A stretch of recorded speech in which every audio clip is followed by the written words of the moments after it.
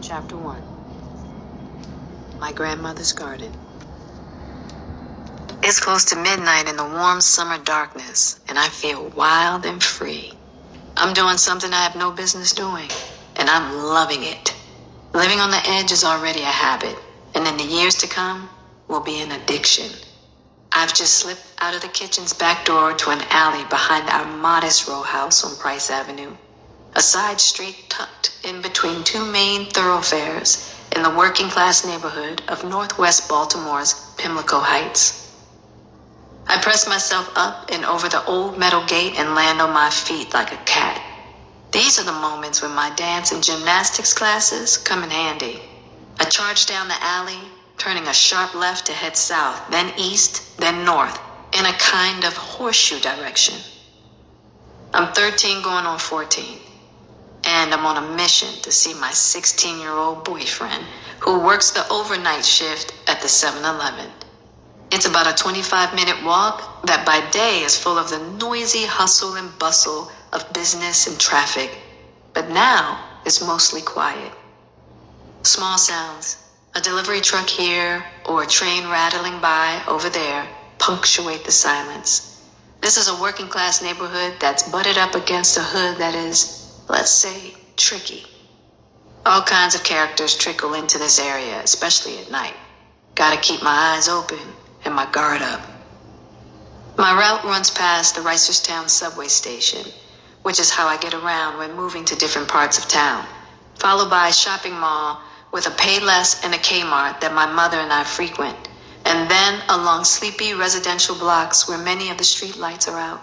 At times, it's so dark, I can barely make out the homes of friends who live in the neighborhood. My stops and starts take me across two well-trafficked parkways, still in the darkness, and finally up a less dark stretch that will land me at the brightly lit glass doors of the 7-Eleven. Dressed in jeans, a t-shirt, and sneakers, I'm tomboy cute right now. I have my hair pulled back into a sleek pony knot with the edges slicked down by Pro-Style gel. And because of the humidity, I probably hit him with a toncho stick as well. I gotta be cute, but not stupid. 4 years earlier, when I was 9, I was leaving my grandmother's house to walk to a nearby shopping mall. Her neighborhood is considered upper middle class, predominantly white, with a huge Hasidic Jewish community. At screaming distance from my grandmother's, I wasn't overly concerned when a young white guy driving a beat-up gray car pulled over next to me on the curb. He leaned toward the open passenger window. "Hey." "Yes," I answered. "Have you seen a puppy around here?" I leaned in a little closer. "No, I haven't seen a puppy." "Do you know where Graveyard Street is?" As he spoke, I noticed him jerking off through the opening of his dingy trench coat. "No," I muttered, and I kept walking. The flasher didn't drive off immediately. By reflex, I glanced to my right without turning my head, making sure he didn't jump out and try to grab me. Right there, fortunately, was a synagogue parking lot. I moved toward it as if it were my destination, just in case. I kept strolling, and he pulled off. I turned to watch him leave and made sure he didn't turn the corner to come back around. He screeched off, but I kept my eyes on him until he disappeared. In that moment, I learned you gotta have eyes in the back of your head, show no fear, and act like you're not fazed. You can tell the heart of a predator by what they hunt. Eventually I learned that if you don't look like easy prey, cowardly predators will move on. Part of staying safe was hiding my feminine nature and taking on a more masculine bravado in how I carried myself. Even as a kid, I wasn't scared.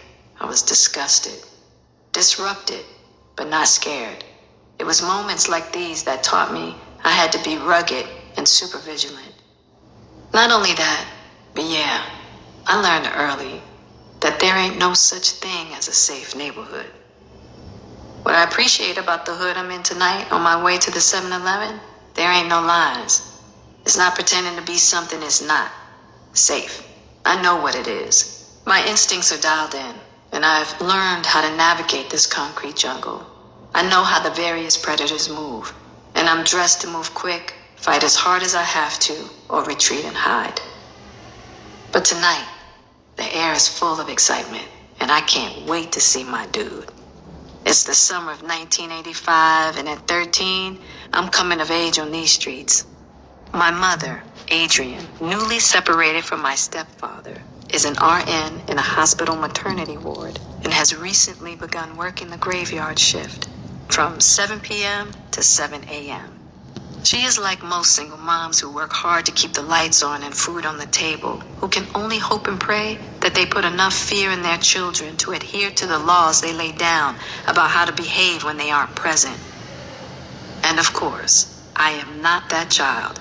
In fact, I make it my business from 7 p.m. to 7 a.m. to ignore every law my mom ever thought of. And that's how I feel on this balmy summer night. Free, unguarded, unwatched, loving my wildness.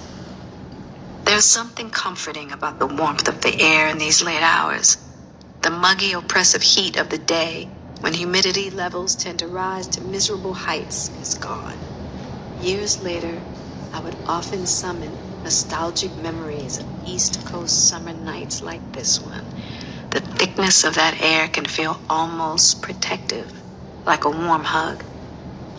In hindsight, I thank all the powers of the universe for hovering over me in these days.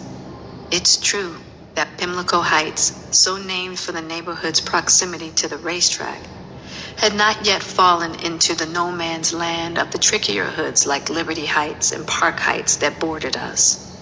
Like I said, there ain't no such thing as a safe neighborhood. Yet, when I catch my first glimpse of the warm and welcoming glow of the 7-Eleven, all I'm ready for is the next chapter of young love. Though Mark is not my first boyfriend, he's my most serious so far. He's also fun and cute with a little smidge of quirk. Black and Asian, Blasian before it was even a term, tall and skinny. He has a wide, toothy grin and a deep voice that makes him sound much older than he looks. Mark makes me laugh, and not because he's trying to be funny. For the last several weeks, I've been making this trek to visit him, and he says the same damn thing every time I arrive. Swinging into the too bright 7-Eleven, "Jada, you know you shouldn't be down here."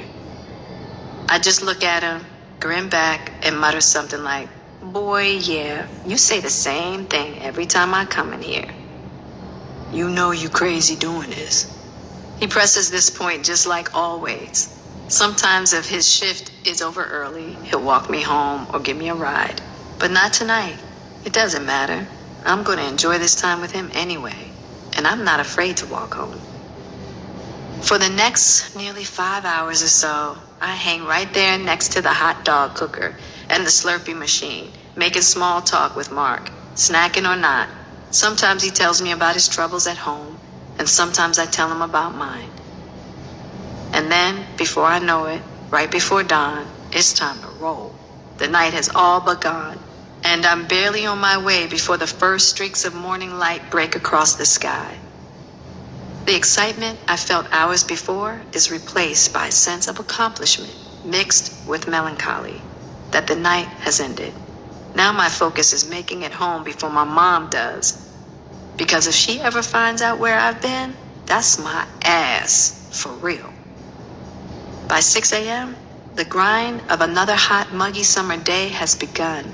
Traffic thickens on the parkways, and folks are heading out for early shifts. The sounds of news and music rev up from open windows and from car radios. All the more reason to hustle home. The irony is not lost on me that I watch out for unpredictable dangers by night, but by day, I have only to fear the wrath of Adrian. As is my drill, I slip back inside our row house, locking the door behind me, and fly up the steps to my bedroom. When my mother arrives home around 8 a.m., she doesn't come upstairs to check on me right away. Why would she? Her assumption, I'm sure, is that I'm safe and sound, fast asleep in bed, where I've no doubt been all night. But safe is just one of many lies at this point in my life. Whenever I think of my origin story, it's not really set on the streets of Baltimore. I think of Marion's garden. Marion was my mother's mother. Some of my earliest memories were formed at her side. Out in her garden, learning powerful lessons I would use for the rest of my life. Adrian was the youngest of the 4 children born to Marion and her husband Gilbert. My grandfather was an MD who served as the head of anesthesiology at Providence Hospital, which catered to a predominantly Black community. Grandfather maintained a private practice as a GP, smoked a pipe, said little, and adored his wife. I was the firstborn grandchild. Because my mother and my father, Rapsel Pinkett, were only married for just over a year, and Mom was only 17 when she became pregnant with me, we moved back into her parents' house when I was a toddler. And for all intents and purposes, that was home for much of my childhood. The house was nestled in a family-friendly, upper-middle-class neighborhood. We were one of 2 Black households in our immediate area, which was northwest of downtown Baltimore. In one direction, there were larger, more opulent single-family homes with big backyards. In the other direction, Lower Park Heights was an area torn by the ravages of addiction, violence, and poverty. Directly across the street from us were large apartment complexes, almost entirely inhabited by members of the Hasidic Jewish community. Our neighbors definitely had their own flow. Grandmother taught me very early about how the Hasidic community lived and the importance of respecting their customs. She explained that I should not be offended if they didn't socialize with us. Keeping to themselves was simply their way of life. Groups of Hasidic women in wigs and long dresses would walk up and down the neighborhood nearly every day, pushing babies in strollers with other young ones in tow. The Hasidic men all had beards and wore big hats and prayer shawls tucked under their jackets with strings that hung below their pants pockets. I was always fascinated by their attire, not knowing the reasons behind these choices until many years later. I also liked watching the families out together on the street, coming and going, usually to and from the synagogue. In the process, I was taught to respect differences and that those differences didn't have to make us hate one another. It was important to my grandmother that I could find common ground with anyone, no matter what. The value of being well-rounded, as she would call it, was at the heart of how she crafted my education and experiences. She was the center of my world and the center of well-being for each of her 4 children, their spouses, significant others, and my cousins. There was so much love in her house, as well as in her garden. Throughout childhood, I was convinced that my grandmother had the biggest backyard in the universe. Her multi-tiered garden was, to me, as impressive as any park I had ever visited. There was so much space in the backyard, and grandmother cultivated all kinds of smaller gardens within it. So much so that she always had flowers blooming, or vegetables ready to be picked, or leaves to be raked, no matter the season. Going back to the age of 5 or 6, I was given gardening jobs that allowed me to not just witness the cycles of growth, but know that I had helped make them possible. During the fall, I would dutifully help rake leaves, which forever after made me love that time of year. Is this right? I remember asking grandmother, which, by the way, was the only acceptable way I could refer to her. After inspecting the piles of leaves I had going, she gave me a small nod of approval and said, "Great job, Angel Pie," using the affectionate nickname she had for me. The best part came next, leaping high into the air with my gymnastic skills and then falling backward into the multicolored piles. The smell of the crunchy leaves stayed with me long after I'd come up for air and scrambled out. Sometimes the raking of leaves became a family affair. We'd all be out there with rakes, my grandparents, me, and some of my cousins. We would jump in the leaves and laugh together, making a full-on mess. Eventually, grandfather, a handsome, slender man with a gentle might, would fling one hand as if shooing something away and say, okay, that's enough now. And we would get back to work. I was a very talkative and inquisitive child. When grandmother and I were heading out to the garden, I would ask her all kinds of questions about all kinds of things. West Indian and a Howard University graduate who went on to become a licensed social worker, grandmother was a trailblazer, having been one of the pioneers in the teaching of sex education in Baltimore schools. Marian had a refined, melodic way of speaking, no patois, no hint of her Jamaican heritage. After all, she was born in Boston and had not lived with her immigrant family since she was 13 years old. One day, on our way outside, I pointed to a photograph in the hallway. The pretty young woman in the picture was wearing an unusual style of dress. "Who is that?" I asked. "Oh," she said, and beckoned me to continue outside with her to the tool shed. "That's me, in India." India? Yes, I was an undergraduate at the time and received a fellowship arranged by the wife of Howard Thurman, Sue, to study in India for 6 months. Grandmother explained that the dress was called a sari, and then described how exciting it was to travel all the way there in the mid-1930s as part of an invited delegation of African American leaders and students. On that same trip, Howard Thurman, a theologian, professor, and civil rights activist who became a key influence in the work of Dr. Martin Luther King Jr., met with none other than Mahatma Gandhi to discuss the role that nonviolence could play in the overturning of oppression. Howard and Sue, an activist and author in her own right, were so important to Marian that they became godparents to my Aunt Sondra, my mom's oldest sibling. Grandmother and Sondra were present in 1963 for Dr. King's historic "I Have a Dream" speech at the March on Washington. The little bit I knew about Marian's story after India was that Gilbert, her college boyfriend, asked her to marry him soon after her return.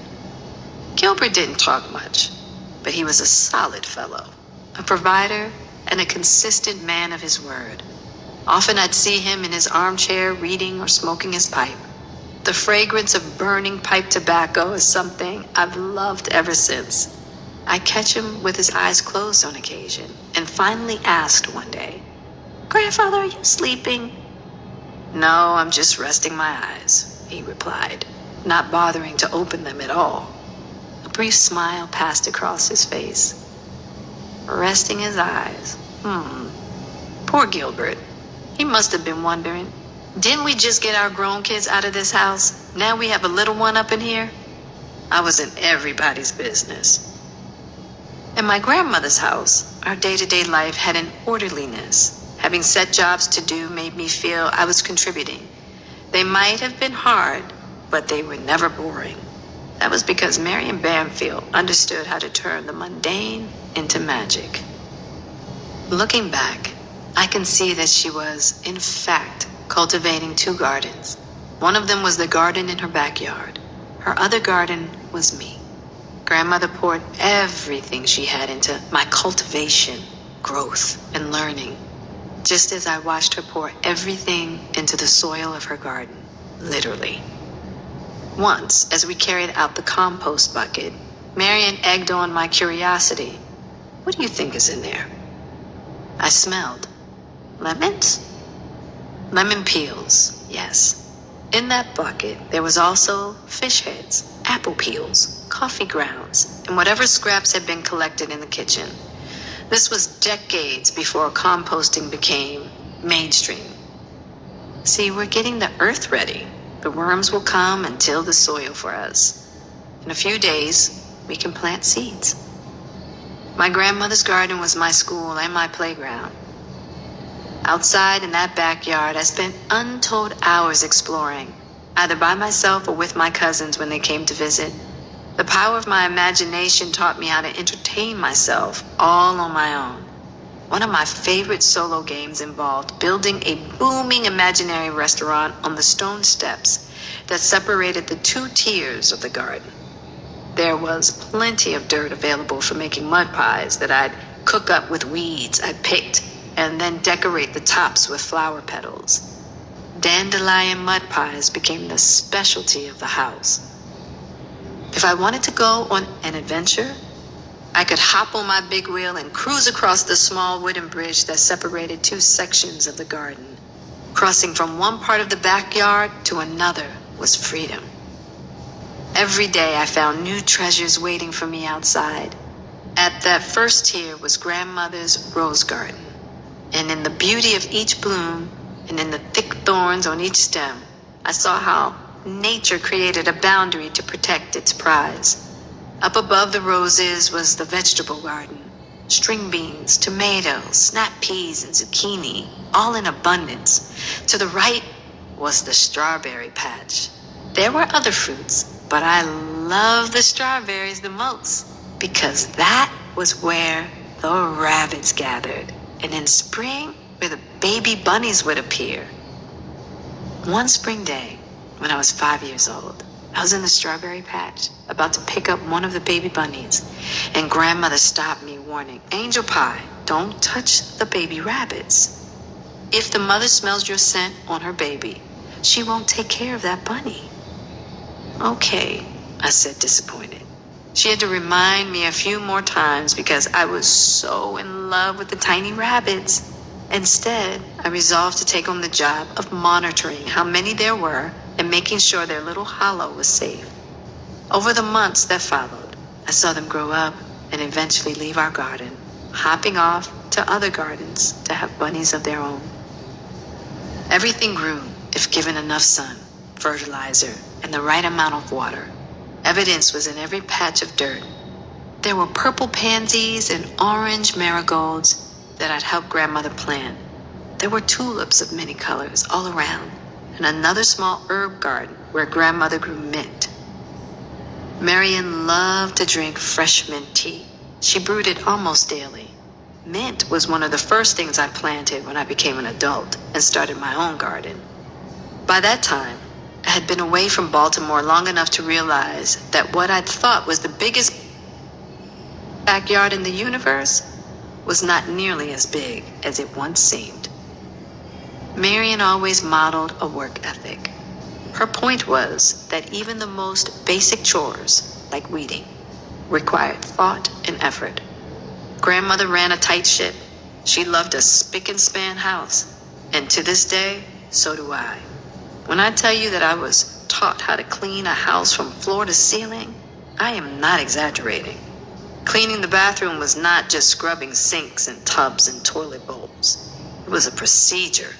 Scrubbing and cleaning every inch of porcelain, including all the cracks around the base of the toilet.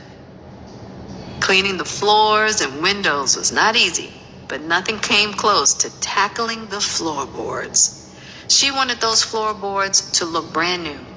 Grandmother was not stern, but she was a serious taskmaster.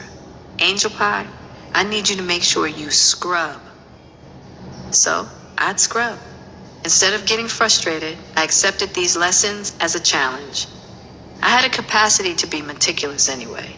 I guess it has to do with being a Virgo.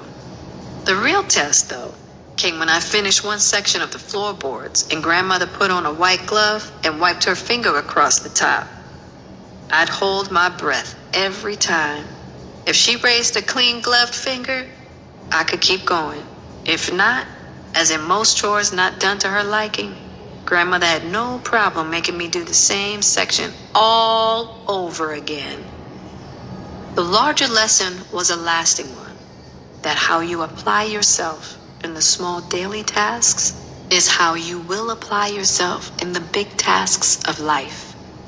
I learned all that she had to throw at me: dusting, washing window panes, setting and clearing tables, doing dishes, pots and pans. Cleaning right was all about paying attention to details. But those floorboards, though, they had to be pristine. I fear a white glove to this day. There was no spanking allowed in my grandmother's house, no tickling either, and we were not allowed to play hide and seek. These rules were not random, and when challenged, grandmother pointed out that spanking or beating children was reliving the horrors of slavery. Tickling had been used as a method of torturing prisoners of war in many cultures. As for hide and seek, she simply didn't like it because, as she explained, I was once scared out of my mind when someone who had been hiding behind a door jumped out at me. Her house, her rules, and no one dared to defy her. Marian was remarkable at more things than I can count, but she was a terrible cook. She liked to create her own dishes, which sounded awful.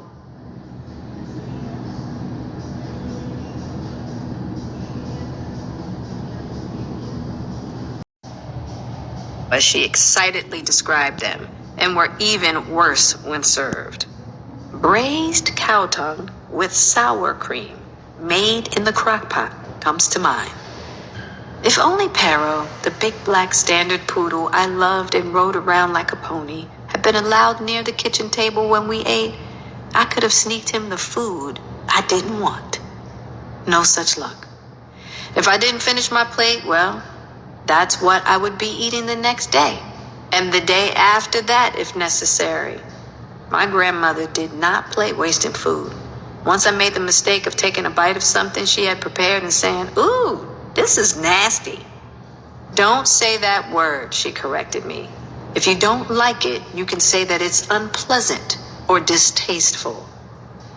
From then on, I primarily used unpleasant to describe much of grandmother's cooking. Grandmother's consistent response would be, "Food is not meant to be enjoyed. It should be eaten for nourishment." Being a foodie, which has never been my thing, was not my grandmother's focus. Thankfully, Marian could pull off a classic breakfast, and because of her absolute joy in all family celebrations, birthdays, Thanksgiving, and especially Christmas, she could bake, in my view, like nobody's business, though her children would disagree. She taught me to bake a lot of the basics: cookies, cakes, and pies from scratch, not to mention different kinds of breads. Marian was an endless source of fascination to me. She was a socialite, widely respected in the community. Forest Park Senior High School at one point named a library after her, and my middle school, Falstaff, named a garden after her as well. She was outspoken, and throughout her life remained active in the civil rights movement. She had been a key player in Baltimore's politics, so much so that she became the chair of Kurt Schmoke's campaign when he successfully ran as the first black state's attorney of Maryland, which set him up to later become Baltimore's first black mayor. Grandmother had seen the world, traveling to places like Kenya and Ecuador and Russia. They seemed so exotic and so far away, I couldn't even imagine them. But then she would vividly describe her travels and give me a little souvenir, dolls from South America and necklaces from Africa, and those places would come alive. Many of those keepsakes live with me still. As early as I could recall, grandmother had me in tap dance, piano lessons, and pretty soon after that, tennis, gymnastics, and whatever else seemed enriching. She wanted me to read what she considered classic children's literature: Alice in Wonderland, Roll of Thunder, Hear My Cry, The Learning Tree, Gulliver's Travels. My reading was part of the summer school program she created just for me, because she believed I could have summertime fun and still make room for learning. There was no such thing as taking a break from education. Not everything she devised made sense to me, but here's what I was sure of: that my grandmother loved me to pieces, and it was no use resisting her will, because I wouldn't win. So, later on, when she decided to coordinate an after-school program to teach kids flower arranging at my middle school, I went with the flow, sort of. My inner monologue sounded something like, "Who does this?" "We are going to learn pottery," grandmother announced one day when I was 8. "It's wonderful to learn how to throw clay on the wheel." So wonderful, in fact, that she enrolled herself in an adult pottery class at the same time. My mother rarely interfered with grandmother's curriculum, except when I was in the first grade and was shamed by a ballet teacher for being disruptive in class. And to make her point, the teacher took me out of my pink tutu and put me in a black tutu and stuck me in a corner facing the wall.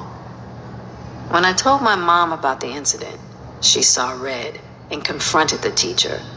My mother could not believe that the woman had the audacity to put the only black child in her class in a black tutu as punishment. My mother had no qualms about making that point, in the fierce Adrian tone that, to this day, is a sign to get out of the way. To add more fuel to her fire, it turned out that back in junior high school, my mother was also put in a corner for being talkative. Upon hearing about it, Marian had immediately gone to the school. So not only was Adrian irate at the level of humiliation I had suffered, but putting her foot down was in her DNA. Needless to say, that was the end of that ballet class. During family gatherings, I was regularly enlisted by Marian to give a performance of some sort. For years, she would have me play "Oh Christmas Tree" for the holidays. I didn't always love playing the piano, but it was a tradition. One year, I had the daring idea to write, direct, and star in a short play I conceived to celebrate the Nativity story. Grandmother was pleased, and I took charge, making sure that every cousin, Brett, Jason, Garth, Tiffany, and even baby Trey, who even appeared as baby Jesus in the manger scene, had parts. I quickly wrote a script with lines for Joseph and Mary and a speech for myself. When it was time to perform, I called everyone to the living room, came out in front of my cousins, took a bow, and introduced the characters, concluding with, "Thank you all for coming. Please enjoy the show." The adults tried to hide their laughter as I directed from the sidelines, whispering to Brett, "Go, go!" As per the script, he stepped forward and recited, "Now the Banfield children will present a program. The first number is Silent Night, sung by Jada." We continued with 5 more songs until our finale, the 12 Days of Christmas, sung all together. It was all sweetly ridiculous, but it was clear even then that I enjoyed performing. Grandmother believed I was going to do something in this world. She would say, "Angel Pie, you are special." In remembering this period, I often asked myself, what was the thing she saw in me that made her say this? I'm not sure, but she said it enough that I believed her. Marian planted every possible seed at her disposal in order for me to become whatever I so chose. She didn't say, "Learn to challenge the status quo." She didn't have to, because I watched her do it. She didn't say, "Don't take everything at face value." She wanted me to value my own opinion. A light flicked on for me at a young age when we were walking through the supermarket and I asked if we could buy Nesquik, which I like to put in my milk. "We can't buy any Nestle products anymore," she paused and explained. "We are boycotting Nestle." The reason was that they were promoting their brand of baby formula in Africa and discouraging African women from breastfeeding. Babies in Africa were dying because the water used to make the formula wasn't clean. I was horrified and suddenly resolved. We can never buy Nestle products again. I knew immediately that was the right thing to do. This was one of my first lessons of activism. Grandmother never talked to me about the horrors of racism she had witnessed and lived through. She was very optimistic about social change for Black people and always explained how we could support and uplift one another.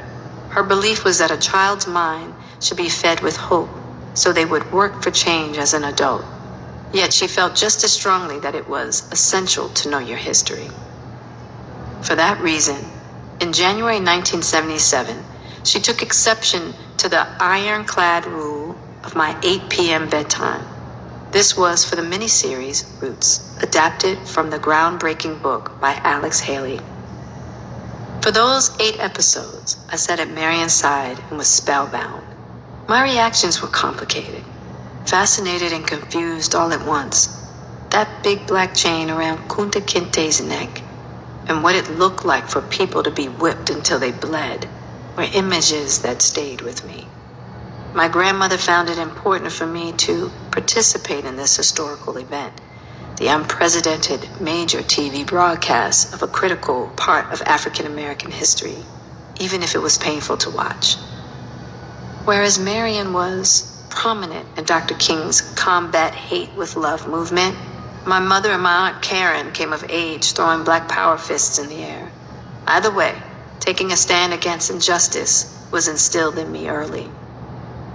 Marian called herself an atheist, but her mission was to expose me to all religions and philosophies so I could find meaning for myself. She did not believe in organized religion, but she believed deeply in one guiding principle: love. The ideal setting to learn love and acceptance, she decided, was the Ethical Society, where we attended meetings every Sunday. It was unheard of for a Black West Indian family at this time to choose to not go to church. We were supposed to be up in some Baptist church somewhere. Not Marion. Status quo was out the door when it came to her truth. Grandfather, grandmother, and I would drive together in our yellow Volvo, which both my grandparents considered the safest and most reliable car on the road. The Ethical Society meetings were held in a modest home not far from us.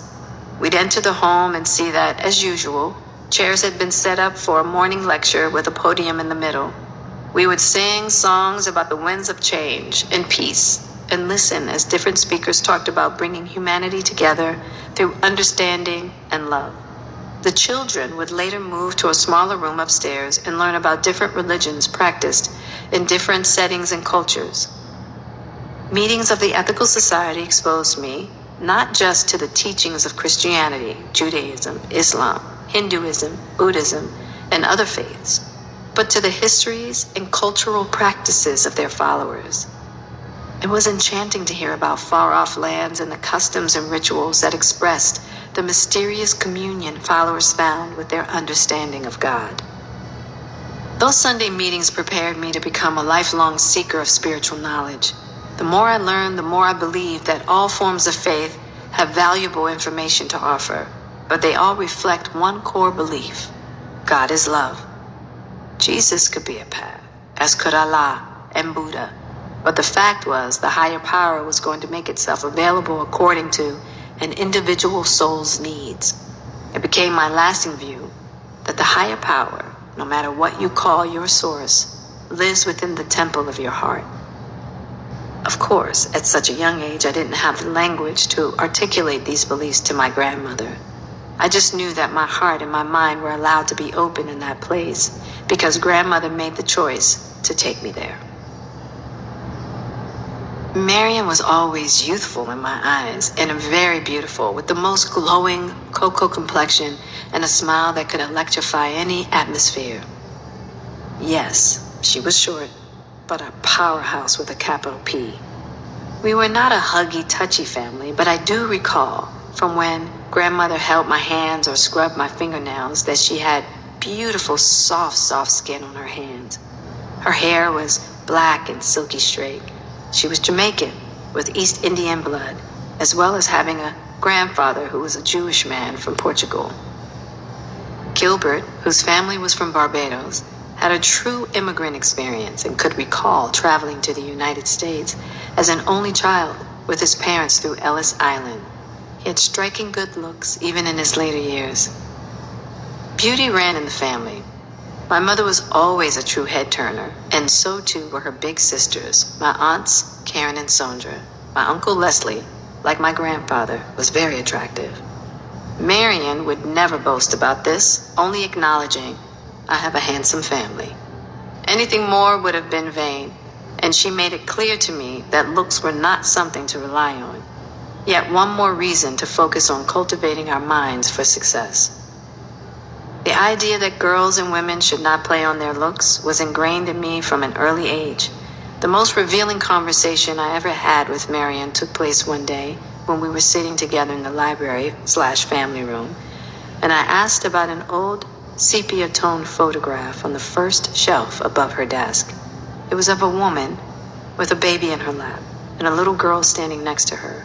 The girl's expression was a bit somber, and the eyes of the adult woman were vacant. "Grandmother, who's that?" was all I asked. She took the photograph down, stared at it for a second, and then pointed to the woman in the photo, saying, "That is my mother." And then she pointed to the girl who was standing and said, "That's me." She was so cute in her little dress. Grandmother pointed to the child on her mother's lap. That was my baby sister, but she died very young. I was immediately sad, but wanted to know more. Her mother, my great-grandmother, apparently suffered from paranoid schizophrenia and was institutionalized in Boston by her husband, my great-grandfather. I understood that Marion's mother was not available to really care for her children. When grandmother told me of her childhood trauma, I couldn't believe it. In my eyes, she had a perfect life.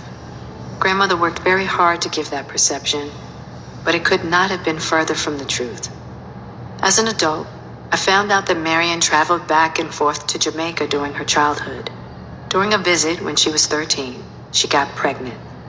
The details under what circumstances she was impregnated are not clear, but Aunt Karen, the family historian, and I came to the consensus that probably Marion wasn't aware of what sex was. She never gave the impression that she had been raped. It seemed as if she simply didn't know what was happening, and it was an innocent mistake. The fact that she was so adamant about teaching me at an early age how reproduction worked leads me to believe that ignorance was the biggest culprit in her teen pregnancy. It would also explain why she felt compelled to become a sex educator in the school system when it was still taboo. It is painful to imagine the shame and rejection she faced being Black, the daughter of immigrants, 13, pregnant, and unwed. In the mid-1920s, no less. She was motherless, and her father wanted nothing to do with her. So she bore that child with little to no familial support. She gave her baby boy up for adoption and went into the foster care system, where she was placed with a white family. While she lived with them, she served as a maid to earn her keep. This is likely where she learned how to clean a house so meticulously. The horror of her going through all of this as a child alone haunts me. Inside this proud, accomplished matriarch was a hidden history of a little girl made to feel unworthy before I was even dreamed of. The miraculous part is that Marion did not let the poisons ruin her desire for a good life. Picture perfect. As the wife of a prominent doctor and one of Baltimore's more distinguished socialites.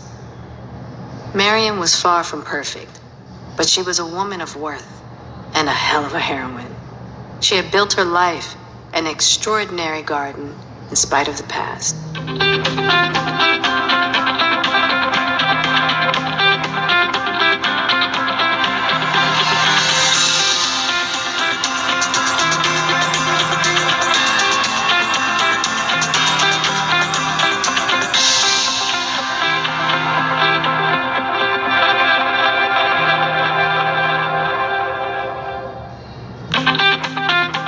In spite of the past. By the time I came around, she was learning how to live not in her pain or her loss, but in her own self-love and the love of the family she cultivated. Her house was a place of warmth and refuge, not just for me, but for the whole family. She had created a sanctuary for her children and her children's children, a lasting legacy of love.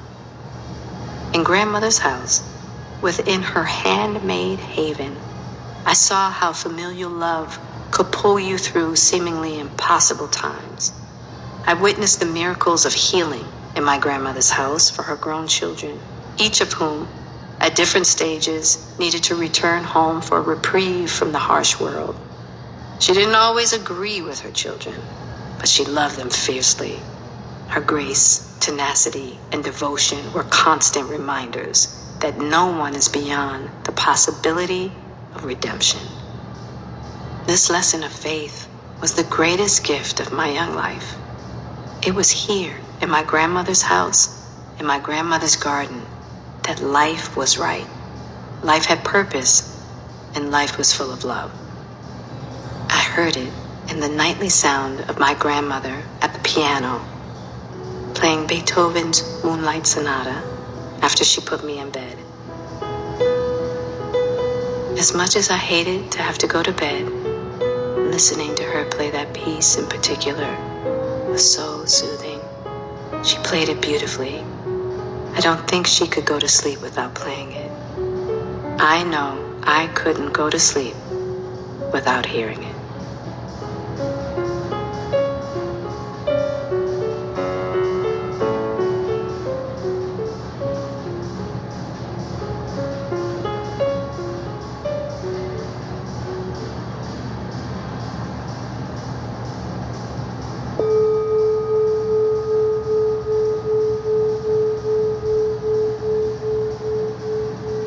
am my grandmother's garden.